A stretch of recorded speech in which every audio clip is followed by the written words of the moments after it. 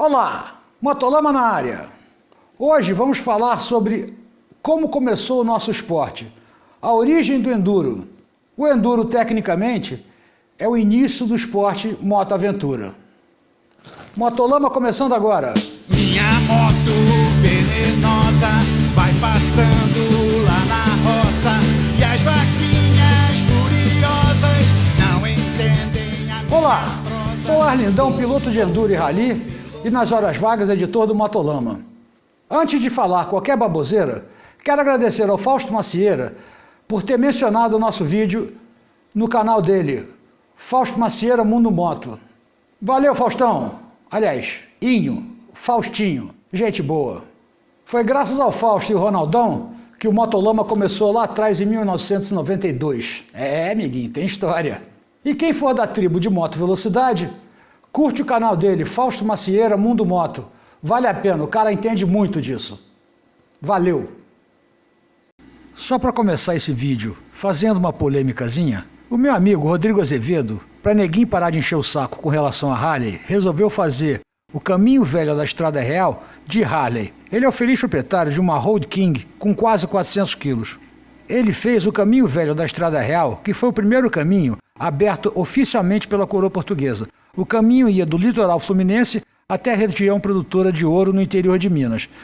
Isso no século XVII, bem antes de vocês andarem de moto ou até sujarem as fraldas.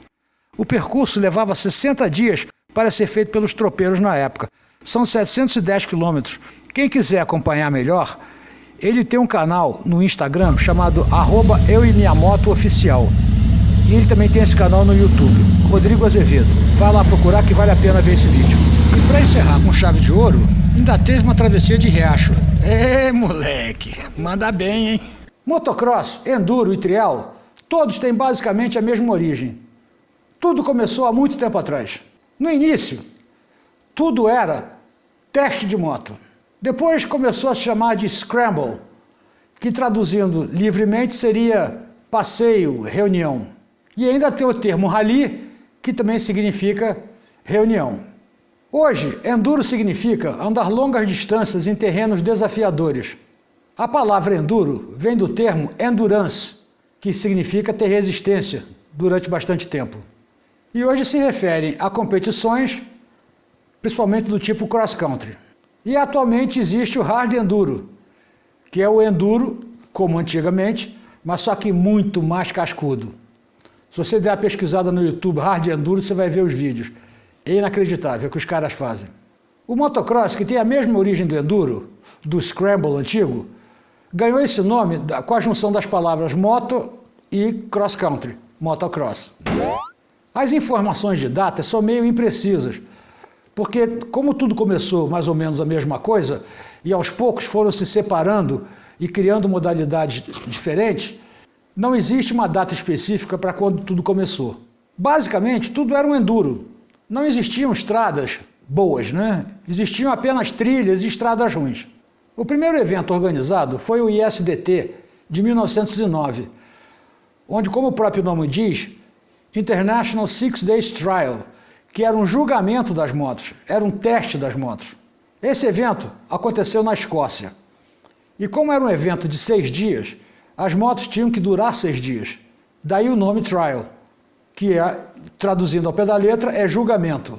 Apesar de que hoje o trial, se chama em inglês observed trials, que é julgamento observado, diferiu do enduro bastante. Mas isso também vamos tratar mais na frente. E esse evento, o ISDT, acabou virando lá na década de 70, ISDE, que seriam International Six Days Enduro. Em 1909, o evento ainda não era de 6 dias, durava 5 dias e percorria 1.210 quilômetros. Imagina com aquelas motos da época, andar 1.200 quilômetros em 5 dias. Era um feito, viu? A ideia do evento era encarar as montanhas das Escócia. A prova teria em torno de 240 km por dia. Se hoje rodar 240 km é uma coisa a se chamar a atenção, imagina na época, com aquelas motos sem suspensão e nem se sabe quanto que ela aguentava. E sem contar que eram 240 km no meio do nada, porque não tinha um barzinho na estrada para parar e comer a mortadela. Esse evento foi organizado por uma associação de clubes escoceses, né? Mas a partir do ano seguinte, 1910, o evento aumentou sua distância e passou a percorrer em 6 dias 1.300 e poucos quilômetros. O nome ISDT começou a ser usado em 1912, quando passou a ter reconhecimento internacional. Daí o International, né? Na frente, lógico. O evento crescia ano a ano. Em 1912 já tinham 102 inscritos. E desde 1912 passou a acontecer todo ano. Só foi interrompido pelas duas grandes guerras, 1914 e 1939. Foi durante esse evento, em 1912, que surgiu a FIM, Federação Internacional de Motociclismo. O regulamento desse ISDT era bem interessante. Ele era dividido basicamente em 3 divisões, Divisão 1, Divisão 2 e Divisão 3. A Divisão 1 incluía apenas motocicletas. E o regulamento tinha alguns detalhes interessantes, tipo, veículos de até 250 centímetros cúbicos só podiam pesar até 60 quilos. Como é que uma 250 podia pesar só 60 quilos, se hoje qualquer 125 bunda suja pesa 150? Tecnologia da época? Estranho. Até 350 podia pesar 70 quilos. Até 500, 80 quilos e assim por diante. E cada categoria tinha um diâmetro de roda específico. Não entendo qual é a lógica disso. Na divisão 2, eram veículos com sidecar e dividido em classes mais ou menos na mesma proporção, 250, 350, 500 acima. E a divisão 3, que incluía todos os outros veículos que não fossem motos e nem moto com sidecar. Um dos detalhes interessantes, que é na divisão 2 e 3, ou seja, motos com sidecar e outros veículos, era obrigatório o uso de embreagem, ou seja, na divisão 1 não era obrigatório o uso de embreagem. Devia de ser legal guiar isso, viu? E outro detalhe curioso, no regulamento falava que os participantes deviam ter acima de 60 quilos. Estranho? Eu estava dentro, claro. Apesar da guerra ter começado em 1914, ainda teve o evento de 1914. Foi quando começaram os regulamentos a penalizar as motos que quebravam. Lembre-se, era um trial, era um teste da moto. E como o que importava era a moto, quem chegasse na frente ganhava, não importava a experiência do piloto. Não existia categorias estreante, novato, graduado e outras coisas. Com a dificuldade de acertar o caminho, eles começaram a pintar o chão em 1919 para mostrar qual era o roteiro. Eles pintavam com uma tinta amarela no chão, indicando para onde devia de entrar. E isso foi assim até meados dos anos 70, quando começaram a usar umas setinhas indicando para que lado que o piloto deveria ir. A partir de 1923, eles começaram a organizar provas onde o que contava era só a velocidade e deram o nome, até hoje usado nos Estados Unidos, de Hare Scramble. A origem desse nome vem do termo scramble, que era usado anteriormente, com a compactação das palavras Rare Old Scramble, que seria um scramble raro e velho. Não sei muito o que significa isso, mas na época devia ter algum sentido, né? Mas daí os franceses resolveram juntar tudo e chamar de motocross. Sempre os franceses, né? A primeira moto fabricada especificamente para esse tipo de competição é meio obscuro, mas pelo que eu encontrei, existe a Velocette, que foi uma moto fabricada na Inglaterra pela empresa Veloci. Essa moto era fabricada totalmente artesanal e ela foi fabricada para fazer frente às grandes empresas, BSA e Norton, que já existiam na Inglaterra na época. Lembre-se, esse esporte era um esporte essencialmente inglês. Para alimentar a controvérsia, outros dizem que foi um tal de Siegfried Beckmann que fabricou a primeira moto. Mas como não existe nenhum registro dessa moto, eu vou considerar que foi a Veloci, a primeira. Mas o fato é que a partir de 1923 já tinham vários fabricantes fabricando motos específicas para Scramble, ou motocross. A prova disso é esse anúncio da Francis Bennett, que mostra uma moto fabricada especificamente para isso, ou pelo menos usando isso como propaganda. O detalhe interessante é que a moto tem 1 3/4 HP. Imagina isso. A minha motosserra tem mais potência que isso.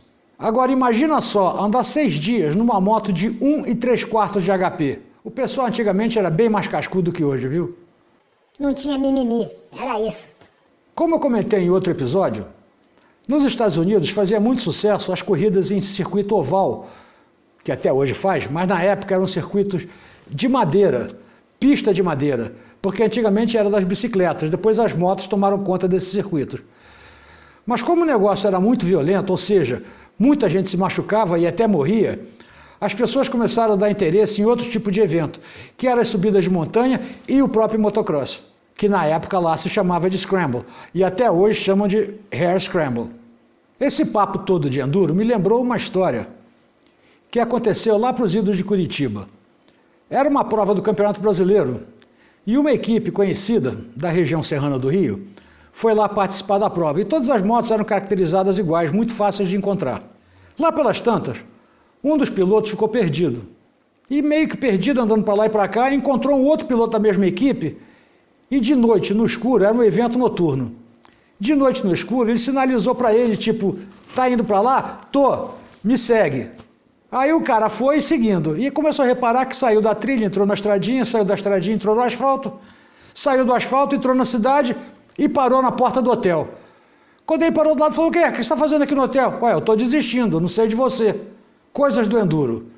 Eu sei que o evento acabou com os dois tontos no bar do hotel enchendo a cara de cerveja. Pelo menos foi divertido no final. Mas continuando com a evolução do enduro, lá pela década de 30, as fábricas começaram a se envolver seriamente nos enduros, organizando equipe e fazendo motos especiais para isso. Na época, não existia ainda a moda associada aos eventos, tipo Malcolm Smith, ASW e outros. Foi só em 1936 que começaram a produzir equipamento específico para andar de moto. Uma das primeiras empresas a fabricar equipamento para moto, especificamente um macacão inteiriço feito de algodão encerado, foi a Barbour. Esse macacão encerado foi tão importante que ele foi usado até meados da década de 70. Só para você ter uma ideia, em 1957, 97% dos pilotos inscritos na prova estavam usando o macacão Barbour.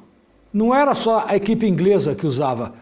Equipes de outros países como Bélgica, Áustria, Holanda, Irlanda, Suécia, Espanha também usavam equipamento da Barbour. Ao longo da década de 30, as modalidades motocross, enduro e trial começaram a diferenciar uma da outra. Mas as motos ainda eram muito similares às motos de passeio. Ainda não existia suspensões grandes e nada disso. Não se tem muita informação sobre quando que o enduro começou a se separar do motocross. A origem dos dois são as mesmas. Tudo começou a andar de moto na terra. Uns começaram a andar em circuito fechado, outros em circuito aberto de longa duração e outros ainda querendo só mostrar a técnica, que é o caso do trial. O motocross, basicamente, era velocidade pura, o enduro tinha um tempo a ser percorrido e uns detalhes de manutenção e etc. E o trial, que era puramente técnico, ultrapassando obstáculos com determinadas regras, tipo botar pé no chão, desligar a moto, essas coisas. O nome trial, que teve origem lá no início dos eventos, que era um julgamento da capacidade da moto, começou a evoluir para se transformar num evento onde o julgamento era a técnica do piloto. Para quem não conhece o trial é um evento onde consta somente a técnica do piloto em ultrapassar obstáculos. Ao passar por um obstáculo, cada vez que ele coloca o pé no chão, conta um ponto. Acompanhando ele tem um juiz, e esse juiz sinaliza 1 ponto, 2 pontos, 3 pontos, acima disso são 5 pontos. Como o nome do evento em inglês é Observed Trial, ou seja, julgamento observado, o fiscal chama-se juiz. Para quem nunca viu um evento de trial, vale a pena ver. Os caras fazem coisas que você não acredita que é capaz de fazer com uma moto. Existe ainda a modalidade de trial de sidecar. Da mesma forma que o trial, a contagem de pontos se dá quando o piloto ou o passageiro coloca o pé no chão, ou a moto cai, ou capota, enfim. Esse evento existia basicamente na Inglaterra, não sei se ainda existe até hoje. Andei pesquisando, mas não encontrei nada. E a terceira modalidade de trial é o trial de longa distância, que basicamente é a mesma prova, só que tem longos trechos de deslocamento com o tempo para o piloto percorrer isso. Já o motocross surgiu como uma alternativa do Scramble, que em última análise seria o enduro de velocidade de hoje, né? E o Scramble, diferente do cross country, querendo atender mais ao público, começou, em vez de ser um evento de longa distância, tipo 50, 60 km, começou a se transformar em eventos mais curtos, com voltas, onde o público podia curtir cada volta e torcer para os seus pilotos de preferência. Muita gente conjectura que o motocross surgiu após a Segunda Guerra Mundial. Dizem que durante a retirada de Dunkerque, que foi uma batalha importante na Segunda Guerra Mundial, Os soldados que estavam aguardando os barcos viessem para retirar eles de volta para a Inglaterra, em vista de tanto equipamento abandonado, começaram a correr com as motos na praia. E aí surgiu o motocross. Quem sabe? Será? De um jeito ou de outro, esse esporte só se popularizou depois da Segunda Guerra. Mas o fato é que lá para a década de 20, foram os franceses que, além de dar o nome de motocross, começaram a fazer obstáculos artificiais como o salto para atrair mais ainda o público. Mas falando em enduro, aqui vai uma pequena amostra do que vocês vão ver semana que vem na continuação disto.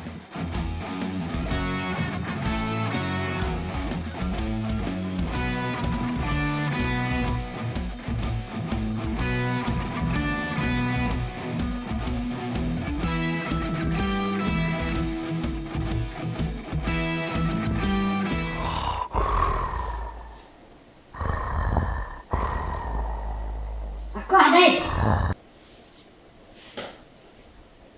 Oi, esse vídeo está ficando muito longo. Vamos continuar semana que vem. Semana que vem a gente continua falando da história do enduro. Valeu! Aliás, não esquece de dar o like e se inscrever no canal, hein? Valeu, até semana que vem. Vou dormir de novo. Tchau! Minha moto